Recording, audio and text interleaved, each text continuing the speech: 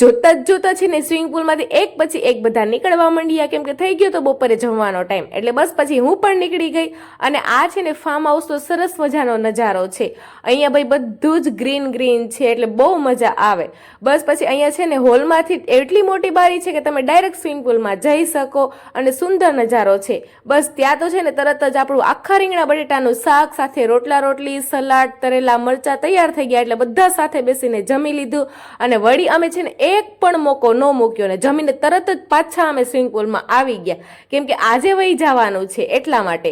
અને મને છે ને હજી એક દિવસ રોકાવાનો મેળ આવી જાત ને તો સાચું હું સ્વિમિંગ તો શીખી જ જાત, પણ હવે રોકાવાનું તો છે નહીં, આજે વહી જ જવાનું છે. બસ પછી થોડાક અમે 2-4 બધા ફોટા પાડ્યા ને આ છે ને farm house Tata bye bye કીધું. પણ અમે છે ને ભાઈ અહીંયા બહુ બધી અમારા ફેમિલીની સાથે ટાઈમ સ્પેન્ડ કર્યો અને યાદો બનાવી છે. તો ચાલો હવે આપણે મળશું નેક્સ્ટ વ્લોગમાં. ત્યાં સુધી બધાને હર હર મહાદેવ.